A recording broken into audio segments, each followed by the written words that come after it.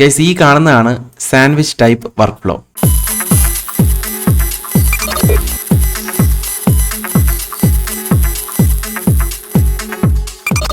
Hello guys, welcome back. പുതിയൊരു വീട്ടിലേക്ക് എല്ലാവർക്കും സ്വാഗതം. സാധാരണഗതിയിൽ നമ്മുടെ കയ്യിൽ ഒരു ലോഗ് ഫയൽ കിട്ടിക്കഴിഞ്ഞാൽ നമ്മൾ ചെയ്യുന്ന എന്താണ്, നോഡിലെ ഏറ്റവും അവസാനമോ ആദ്യമോ നമ്മൾ എന്ത് ചെയ്യും, ഒരു CST ആഡ് ചെയ്യും, എന്നിട്ട് കളർ ഗ്രേഡ് ചെയ്യുന്നു. ഇന്ന് നമ്മൾ നോക്കാനായിട്ട് പോകുന്നത് ഒരു സാൻഡ്വിച്ച് ടൈപ്പ് വർക്ക് ഫ്ലോ ആണ്. അതായത് നമ്മൾ ലാസ്റ്റോ ആദ്യമോ മാത്രമല്ല CST ആഡ് ചെയ്യാൻ പോകുന്നത്, ഒരു ഇൻ CSTയും ഔട്ട് CSTയും കൊടുത്താണ് നമ്മൾ ചെയ്യാൻ പോകുന്നത്. എന്നിട്ട് നമുക്ക് ഈ രണ്ട് വർക്ക് ഫ്ലോയുടെയും വ്യത്യാസം എന്താണെന്ന് കൂടി നമുക്ക് നോക്കാം. ഞാനിവിടെ ഒരേപോലത്തെ രണ്ട് വീഡിയോസ് എടുത്തിട്ടിട്ടുണ്ട്. നമുക്ക് ഓരോന്നിലും രണ്ട് വർക്ക് ഫ്ലോയും ആഡ് ചെയ്ത് നോക്കാം, ഏതാണ് ബെറ്റർ എന്ന് നമുക്കിപ്പോൾ തന്നെ കണ്ടുപിടിക്കാം. ആദ്യത്തെ വീഡിയോയിൽ നമ്മൾ 3 നോഡ് മൊത്തത്തിൽ ക്രിയേറ്റ് ചെയ്യുക. ആൾട്ട് S പ്രസ് ചെയ്താൽ മതി നോഡ് ക്രിയേറ്റ് ചെയ്യാനായിട്ട്. 1 2 അപ്പോൾ മൊത്തം 3 എണ്ണമായി. ഓക്കെ, അപ്പോൾ നമ്മൾ ആദ്യത്തെ നോഡിൽ റൈറ്റ് ബട്ടൺ ക്ലിക്ക് ചെയ്യുന്നു, നോഡ് ലേബൽ കൊടുക്കുന്നു. എന്ത് കൊടുക്കുന്നു? CST ഇൻ എന്ന് കൊടുക്കുക. അതായത് കളർ സ്പേസ് ട്രാൻസ്ഫോം ഇൻ. ലാസ്റ്റത്തെ നോഡിൽ നമ്മൾ എന്ത് പേര് കൊടുക്കും? CST ഔട്ട് എന്ന് കൊടുക്കുന്നു. ഓക്കെ, അപ്പം നമ്മൾ CST ഇൻ CST ഔട്ട്. ഇതാണ് നമ്മൾ പറഞ്ഞ സാൻഡ്വിച്ച് ടൈപ്പ് വർക്ക് ഫ്ലോ. ഇനി നമുക്ക് രണ്ടാമത്തെ ക്ലിപ്പ് സെലക്ട് ചെയ്തിട്ട് ഇതിൽ ഒരു നോഡേ ഞാൻ ക്രിയേറ്റ് ചെയ്യുന്നുള്ളൂ. അപ്പോൾ നമ്മൾ നോർമലി ചെയ്യുന്നത് പോലെ ഇവിടെ നമ്മൾ എന്ത് ചെയ്യും? കളർ സ്പേസ് ആഡ് ചെയ്യും. അതിനായിട്ട് നമ്മൾ ലേബൽ കൊടുക്കുകയാണ്. CST എന്ന് മാത്രം കൊടുക്കാം, ഒന്നല്ലേ കൊടുക്കുന്നുള്ളൂ, മതി. ഓക്കെ, ഇനി നമുക്ക് നമ്മൾ നോർമലി ചെയ്തുകൊണ്ടിരുന്ന CSTയിൽ ആഡ് ചെയ്യുന്ന സെറ്റിങ്സ് കൊടുക്കാം. ഇത് സോണി S-Log ഫുട്ടേജ് ആയതുകൊണ്ട് നമുക്ക് എന്ത് കൊടുക്കാം? ഇവിടെ എഫക്ട്സിൽ വന്നു കഴിഞ്ഞാൽ നമുക്കിവിടെ കളർ സ്പേസ് ട്രാൻസ്ഫോം ഉണ്ടാകും. അത് വലിച്ചുകൊണ്ട് വന്ന് ഈ ഒരു CST എന്നുള്ള നോട്ടിൻ്റെ മുകളിൽ വിട്ടുകൊടുക്കുക. അപ്പോൾ ഇവിടെ സെറ്റിങ്സ് ഓപ്പൺ ആവും. അതിൽ നമ്മൾ സാധാരണ രീതിയിൽ എന്താ ചെയ്തുകൊണ്ടിരുന്നത്? ഇൻപുട്ട് കളർ സ്പേസ് ക്ലിക്ക് ചെയ്തിട്ട് നമ്മൾ സോണി, ഇവിടെ കാണാം സോണി S Gamut 3 സിനി എന്നുള്ളത് കൊടുക്കും, അല്ലെങ്കിൽ സോണി S Gamut 3 എന്നുള്ളത് സെലക്ട് ചെയ്യും. അപ്പോൾ നമ്മുടെ ഈ ഒരു കളർ സ്പേസ് ഒക്കെ ഫുട്ടേജിൻ്റെ ഡീറ്റെയിൽസിൽ കാണാൻ പറ്റും. പക്ഷേ ചില ഫുട്ടേജിൽ അത് കാണില്ല. എൻ്റെ കയ്യിലുള്ള ഫുട്ടേജിൽ അതില്ല. നിങ്ങളുടെ കയ്യിൽ അതുണ്ടെങ്കിൽ അറിയാനായിട്ട് ഇവിടെ ഫെയർലൈറ്റ് എന്ന് പറഞ്ഞ ഈ ഒരു പേജ് ഓപ്പൺ ചെയ്ത് കഴിഞ്ഞാൽ നിങ്ങൾക്ക് ഈ ഒരു ഭാഗത്തായിട്ട് മെറ്റാ ഡേറ്റ എന്ന് കാണാം. ഇതിവിടെ കണ്ടില്ലെങ്കിൽ ഈ മുകളിൽ മെറ്റാ ഡേറ്റ കാണാം, അതിൽ ക്ലിക്ക് ചെയ്താൽ മതി.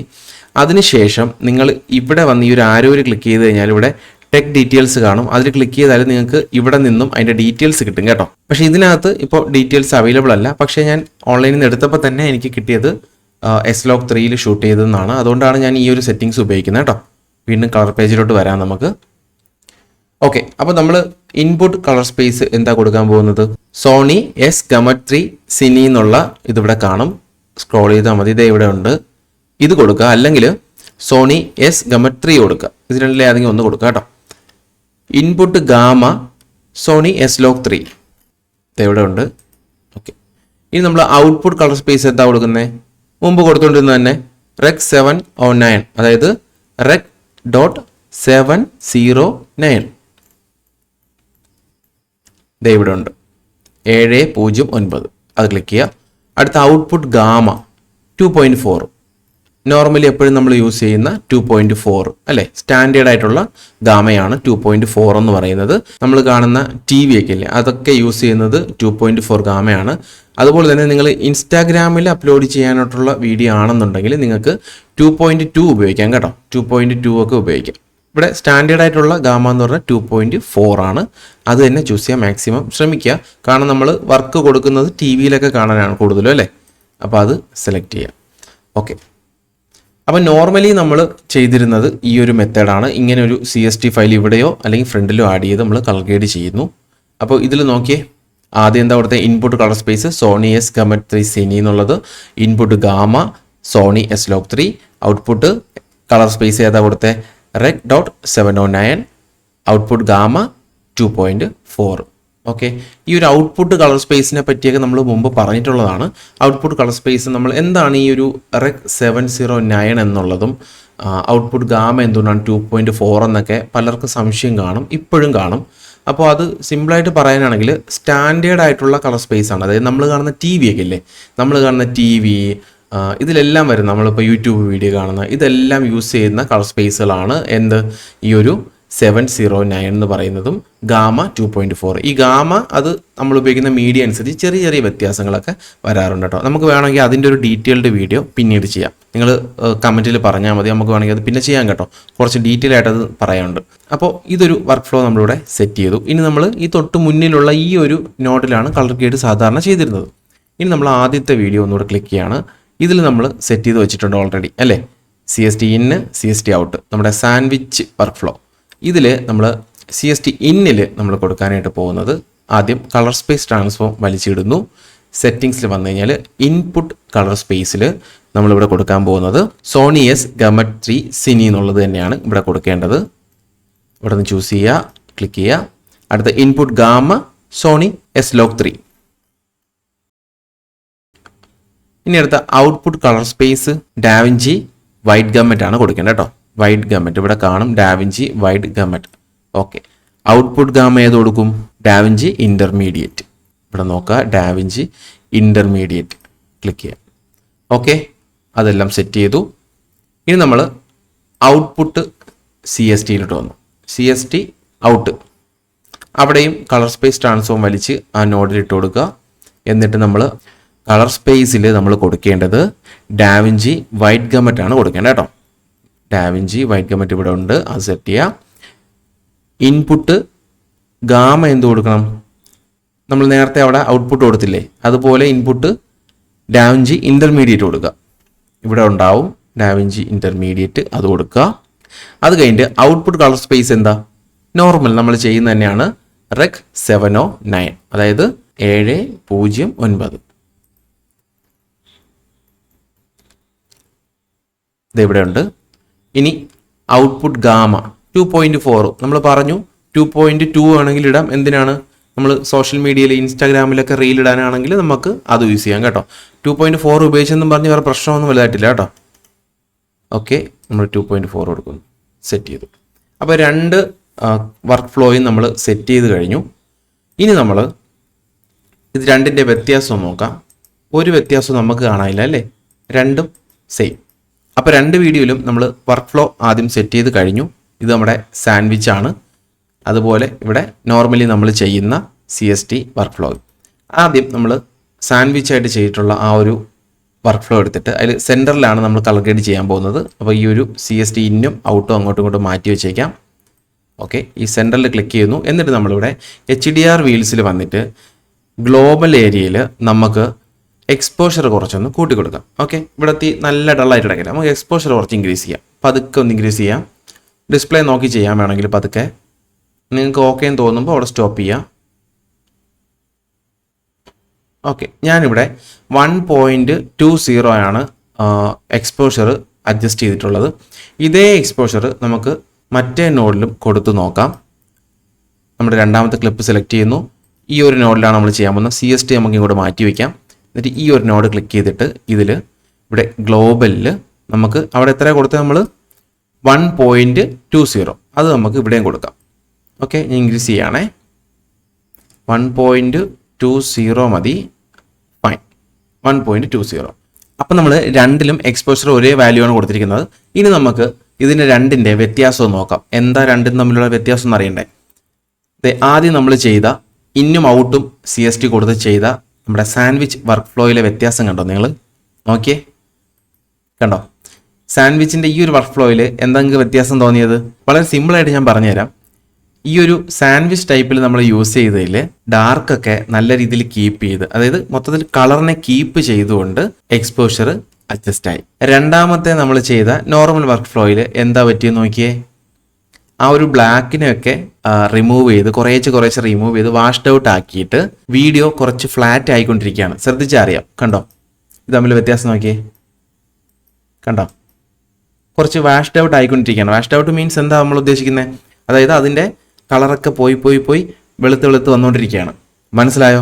നമുക്കിത് കുറച്ചുകൂടി എക്സ്പോഷർ രീതിയിലൊന്ന് അഡ്ജസ്റ്റ് ചെയ്ത് നോക്കാം. കുറച്ചുകൂടി ഇൻക്രീസ് ചെയ്യുകയാണേ.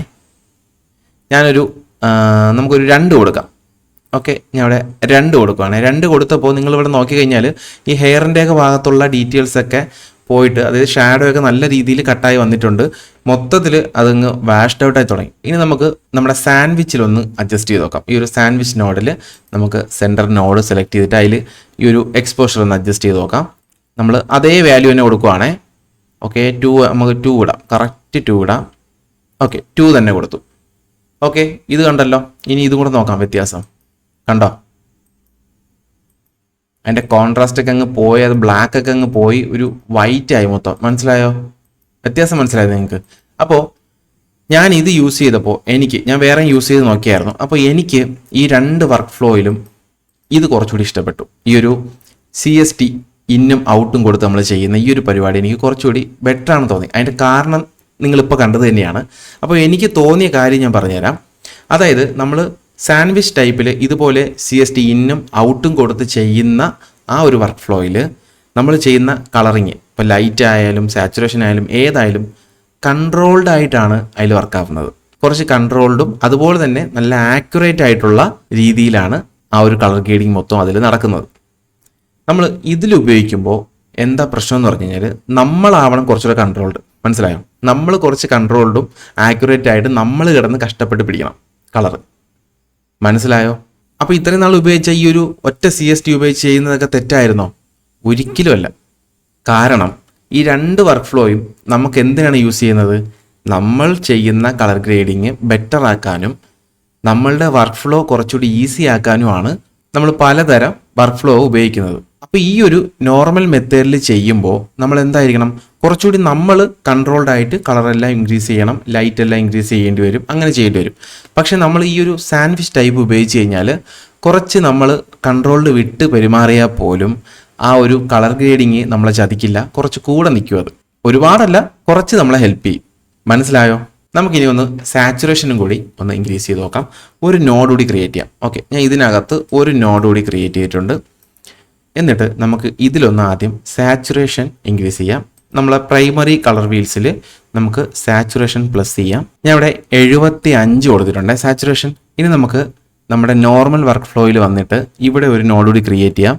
Alt S പ്രസ് ചെയ്ത് ഒരു നോഡ് ക്രിയേറ്റ് ചെയ്തിട്ടുണ്ട്. ഇതിൽ നമുക്ക് സാച്ചുറേഷൻ ഇൻക്രീസ് ചെയ്യാം കേട്ടോ. നമ്മൾ അവിടെ എത്ര കൊടുത്തേ? 75. അപ്പോൾ ഇവിടെ നമ്മൾ 75 കൊടുക്കാൻ പോവുകയാണേ. ജസ്റ്റ് ഡബിൾ ക്ലിക്ക് ചെയ്യുന്നു, 75 അടിക്കുന്നു, എൻ്റർ ചെയ്യുന്നു. ഓക്കെ, ഇനി നമുക്ക് രണ്ടിൻ്റെ വ്യത്യാസം നോക്കാം. ഓക്കെ, ഇപ്പം കണ്ടോ? ഇതുകൊണ്ടാണ് നേരത്തെ ഞാൻ പറഞ്ഞത്, ഇപ്പം സാച്ചുറേഷൻ കൂട്ടിയ സമയത്ത് നിങ്ങൾ നോക്കിയേ, നേരത്തെ നമ്മൾ ലൈറ്റ് അഡ്ജസ്റ്റ് ചെയ്തപ്പോൾ വന്ന ആ ഒരു വാഷ്ഡ് ഔട്ട് ഇവിടെ കിടക്കുന്നതുകൊണ്ടാണ് നമുക്ക് ഈ ഒരു ഫീല് ഇപ്പോൾ കിട്ടാത്തത്. ഇത് കുറച്ചുകൂടി ബെറ്റർ ആയിട്ടുള്ള ഡെപ്തും കാര്യങ്ങളും എല്ലാം കളറിലെല്ലാം കിട്ടുന്നുണ്ട്. പക്ഷേ ഇതിൽ കുറച്ചുകൂടി വാഷ്ഡ് ഔട്ട് ആയിട്ടുള്ള കളർ ഇത്തിരി മങ്ങിയ രീതിയിലാണ് കിടക്കുന്നത് അല്ലേ? അപ്പോൾ സാച്ചുറേഷൻ ഇതിലും ഇൻക്രീസ് ആയിട്ടുണ്ട്. അതുകൊണ്ടാണ് നേരത്തെ ഞാൻ പറഞ്ഞത് നമ്മൾ ഈ ഒരു മെത്തേഡ് ഉപയോഗിക്കുന്നത് തെറ്റെന്നല്ല പറഞ്ഞത്. ഇത് നമുക്ക് കുറച്ചും കൂടി ബെറ്റർ ആയിട്ട്, അതായത് ബാലൻസ്ഡ് ആയിട്ടുള്ളൊരു കളർ ഗ്രേഡിങ് നമുക്ക് ഇതിനകത്ത് ചെയ്യാനായിട്ട് ഈ ഒരു സാൻഡ്വിച്ച് ടൈപ്പിൽ പറ്റും. ഇതിൽ കുറച്ചും കൂടി നമ്മൾ ശ്രദ്ധിക്കണം. നിങ്ങൾ ഒരു കാര്യം മാത്രം ചിന്തിക്കുക, ഡാവിഞ്ചി റിസോൾവിലായാലും ഏത് സോഫ്റ്റ്വെയറിലായാലും നമ്മൾ ചെയ്യുന്ന കളർ കറക്ഷൻ ആയാലും ഏതൊരു വർക്ക് ഫ്ലോ ആയാലും അതിൻ്റെ ഫൈനൽ ഔട്ട്പുട്ട് എങ്ങനെ ഇരിക്കണം എന്നുള്ളതാണ് നമ്മൾ ശ്രദ്ധിക്കേണ്ടത്. അപ്പോൾ ഈ ഉപയോഗിക്കുന്ന CST ഇൻ CST ഔട്ട് ഉപയോഗിച്ചുള്ള സാൻഡ്വിച്ച് ടൈപ്പ്, അല്ലെങ്കിൽ നോർമലി നമ്മളിതേ ഇവിടെ ഉപയോഗിക്കുന്ന ഈ ഒരു ടൈപ്പ് CST, അപ്പോൾ ഇതെല്ലാം നമ്മൾ ഉപയോഗിക്കുന്നത് നമ്മുടെ വർക്ക് ഫ്ലോ എളുപ്പമാക്കാനും കുറച്ചുകൂടി ബെറ്റർ ആക്കാനും വേണ്ടിയിട്ടാണ്. മനസ്സിലായോ? നമ്മൾ ഇതിൽ രണ്ടിലും നമ്മൾ പണിയെടുത്താൽ മാത്രമേ എന്ത് കിട്ടൂ? ബെറ്റർ ഔട്ട്പുട്ട് കിട്ടും. ഓരോ വർക്ക് ഫ്ലോ കണ്ടുകൊണ്ടിരിക്കുമ്പോഴും അയ്യോ ഞാൻ ചെയ്തത് തെറ്റായിരുന്നോ, ഇതായിരുന്നോ ശരിക്കുള്ള വർക്ക് ഫ്ലോ എന്നൊന്നും വിചാരിക്കേണ്ട ഒരു കാര്യമില്ല. വർക്ക് ഫ്ലോ സത്യത്തിൽ നിങ്ങളുടെ രീതി എന്താണോ അല്ലെങ്കിൽ നിങ്ങൾക്ക് എന്താണോ ആവശ്യം അതിനനുസരിച്ച് നിങ്ങൾക്ക് മാറ്റങ്ങൾ വരുത്താം. ഓക്കെ, മനസ്സിലായോ പറഞ്ഞത്? അതുകൊണ്ട് ഇനിയിപ്പോൾ ഒരു 2-3 മാസം കഴിയുമ്പോൾ വേണമെങ്കിൽ ഡാവിഞ്ചി റിസോൾവ് പുതിയ അപ്ഡേഷൻ വരുമ്പോഴത്തേക്കും അതിൻ്റെ ഫുൾ രീതികൾ ഇനിയും മാറും. വർഷങ്ങൾ കഴിയുന്തോറും അതിൻ്റെ അപ്ഡേഷൻസ് വരുന്നതനുസരിച്ച് ഇങ്ങനെ മാറിക്കൊണ്ടേയിരിക്കും. അത് ഓരോരുത്തരും അവരുടേതായ ഇഷ്ടപ്പെട്ട രീതിയിലുള്ള വർക്ക് ഫ്ലോയിൽ ഇങ്ങനെ മാറി മാറി പോയിക്കൊണ്ടിരിക്കും കേട്ടോ.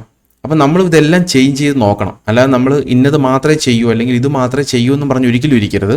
നമ്മളിതെല്ലാം ചേഞ്ച് ചെയ്ത് നോക്കണം. ചേഞ്ച് ചെയ്ത് തന്നെയാണ് മുന്നോട്ട് പോവേണ്ടത്. മാക്സിമം പ്രാക്ടീസ് ചെയ്യുക. പിന്നെ ഒരു കാര്യം പറയാനുള്ളത്, എല്ലാവരും എന്നോട് ചോദിക്കുന്ന കാര്യമാണ്, ഇതിൻ്റെ എന്തെങ്കിലും കോഴ്സ് ഉണ്ടെങ്കിൽ അതിന് ചേരട്ടെ, എൻ്റെ പരിചയത്തിൽ എന്തെങ്കിലും കോഴ്സ് ഉണ്ടോ അല്ലെങ്കിൽ ഞാൻ ചെയ്യുന്നുണ്ടോ കോഴ്സ് എന്നൊക്കെ പറഞ്ഞ് ചോദിക്കാറുണ്ട്. അപ്പോൾ എല്ലാവരോടും ഞാൻ പറയുന്ന ഒരു കാര്യം എന്ന് പറയുന്നത്, ഇതുപോലെ കോഴ്സ് ചെയ്തിട്ട് എന്നോട് വന്ന് പറഞ്ഞ ഒരുപാട് പേരുണ്ട്. ഞങ്ങൾ അവിടെ കോഴ്സിന് പോയി ഇത്ര രൂപ കൊടുത്തു, മാസം 2000, 1000, 3000, 4000 കൊടുത്ത് പോയവരുണ്ട്. കോഴ്സുകൾ അതിനേക്കാൾ വില കൊടുത്ത് വാങ്ങിച്ചവരും ഉണ്ട്. ഇവരെല്ലാം എന്നോട് ഒന്ന് പറഞ്ഞത്, ഇതെല്ലാം അറ്റൻഡ് ചെയ്ത് കഴിഞ്ഞിട്ട് ഒരു ഫുട്ടേജ് കയ്യിൽ കിട്ടിയിട്ട് അത് നല്ല രീതിയിൽ എഡിറ്റ് ചെയ്യാൻ അവർക്ക് പറ്റുന്നില്ല എന്നാണ് പറഞ്ഞത്. അപ്പോൾ എനിക്ക് അവരോട് പറയാനുള്ളതും ഞാൻ അവരോട് പറഞ്ഞതും എന്താണെന്ന് വെച്ച് കഴിഞ്ഞാൽ, കളർ ഗ്രേഡിങ് അല്ലെങ്കിൽ വീഡിയോ എഡിറ്റിങ് അല്ലെങ്കിൽ ഇപ്പം ഫോട്ടോഷോപ്പിൽ എഡിറ്റ് ചെയ്യുക, ഇതൊക്കെ നമ്മളൊരു കോഴ്സ് കംപ്ലീറ്റ് ചെയ്ത് പഠിച്ചിറങ്ങേണ്ട ഒരു സംഭവമായിട്ട് എനിക്ക് ഇന്ന് വരെ തോന്നിയിട്ടില്ല. ഇതെല്ലാം നമ്മൾ പ്രാക്ടീസ് ചെയ്യുക, മാക്സിമം പ്രാക്ടീസ് ചെയ്യുക. നിങ്ങളിപ്പോൾ എന്ത് തൊഴിൽ പഠിച്ചാലും അവസാനം അത് നമ്മുടെ രീതിയിൽ നല്ല രീതിയിൽ നമുക്ക് ബെറ്റർ ആയിട്ട് സെറ്റപ്പായിട്ട് വരണമെന്നുണ്ടെങ്കിൽ നമ്മൾ എന്ത് ചെയ്യണം? പ്രാക്ടീസ് തന്നെ ചെയ്യണം. അതുകൊണ്ട് കളർ ഗ്രേഡിങ് ആയാലും വീഡിയോ എഡിറ്റിംഗ് ആയാലും ആൽബം ഡിസൈനിങ് ആയാലും ഫോട്ടോഷോപ്പിലെ ബാക്കിയുള്ള കാര്യങ്ങളായാലും എന്ത് തന്നെ ആയാലും പ്രാക്ടീസാണ് ഏറ്റവും മുഖ്യം. കഴിവതും എല്ലാ ട്യൂട്ടോറിയലും കാണാൻ ശ്രമിക്കുക. വീണ്ടും ഫുട്ടേജുകൾ എടുത്തിട്ട് എഡിറ്റ് ചെയ്ത് പഠിക്കുക. ഒരു മടിയും കാണിക്കരുത്. കളർ ഗ്രേഡിങ് ഇങ്ങനെ ചെയ്തുകൊണ്ടേയിരിക്കുക. ഞാൻ ഈ വീഡിയോ നിങ്ങൾക്ക് വേണ്ടി ഷൂട്ട് ചെയ്യുന്നത് തന്നെ എത്ര മണിക്കാണെന്നറിയോ? 12:30 മണിക്കാണ്. രാവിലെ അല്ല, രാത്രി 12:30 മണിക്കാണ് ഞാനിത് ഷൂട്ട് ചെയ്തുകൊണ്ടിരിക്കുന്നത്. അത് വെളുപ്പാങ്കാലമായി. അപ്പോൾ നമ്മൾ ഒരു കാര്യത്തിന് വേണ്ടി ഇറങ്ങുമ്പോൾ അതിൽ നമുക്ക് പാഷനേറ്റ് ആണെന്നുണ്ടെങ്കിൽ നമ്മൾ മാക്സിമം എഫേർട്ട് അതിൽ ഇട്ട് കഴിഞ്ഞാൽ അതിൻ്റെ ബെനിഫിറ്റ് നമുക്കുണ്ടാവും. ഓക്കെ, അപ്പോൾ നമ്മുടെ ഈ ഒരു വിഷയത്തിനെ കുറിച്ചല്ലാതെ നമ്മൾ കുറേ സംസാരിച്ചു. കേട്ടുകൊണ്ടിരുന്നെങ്കിൽ എല്ലാവർക്കും ഒരിക്കൽ കൂടി നന്ദി. അപ്പോൾ മെമ്പർഷിപ്പ് എടുത്ത് നമ്മളെ സപ്പോർട്ട് ചെയ്യുന്നവർക്കും അല്ലാതെ സപ്പോർട്ട് ചെയ്യുന്നവർക്കും എല്ലാവർക്കും ഒരിക്കൽ കൂടി നന്ദി പറയുന്നു. അപ്പോൾ നമ്മുടെ 100 ലഡ്സിൻ്റെ ഒരു പാക്ക് നമ്മൾ പുറത്തു വിട്ടിട്ടുണ്ട്. അതിൻ്റെ ലിങ്ക് ഡിസ്ക്രിപ്ഷനിൽ കാണും. നിങ്ങൾക്ക് അവിടെ നിന്ന് അത് പർച്ചേസ് ചെയ്യാം. പിന്നെ നമ്മുടെ കിങ് മെമ്പർഷിപ്പിലുള്ള ആൾക്കാർക്ക് വേണ്ടിയിട്ട് അത് ഫ്രീ ആയിട്ട് കൊടുക്കും. നോർമൽ മെമ്പർഷിപ്പ് ഫസ്റ്റ് ലെവലിലുള്ള മെമ്പർഷിപ്പ് എടുത്ത ആൾക്കാർക്ക് അവർക്കത് ഫുള്ള് കിട്ടില്ല. എന്നാലും അതിൽ കുറച്ച് ഭാഗം കട്ട് ചെയ്തിട്ട് ബാക്കി അവർക്ക് വേണ്ടിയും ഞാൻ കമ്മ്യൂണിറ്റി പോസ്റ്റായിട്ട് ഇടുന്നതായിരിക്കും കേട്ടോ. ബാക്കിയുള്ളവർക്ക് ഇത് വെബ്സൈറ്റിൽ നിന്ന് പർച്ചേസ് ചെയ്യാം. അതിൻ്റെ ലിങ്ക് താഴെ കൊടുത്തിട്ടുണ്ട്. ചെറിയൊരു എമൗണ്ടേ ഉള്ളൂ നിങ്ങൾക്ക് വാങ്ങിക്കാനായിട്ട്. അപ്പോൾ വീണ്ടും സപ്പോർട്ട് ചെയ്യുക. നിങ്ങൾക്കുള്ള ഡൗട്ടുകളൊക്കെ ഇപ്പം തന്നെ കമൻറ്റ് ചെയ്തോളൂ. അടുത്തൊരു വീഡിയോ കാണുന്നവരെ ബൈ. സബ്സ്ക്രൈബ് ചെയ്യാൻ മറക്കല്ലേ.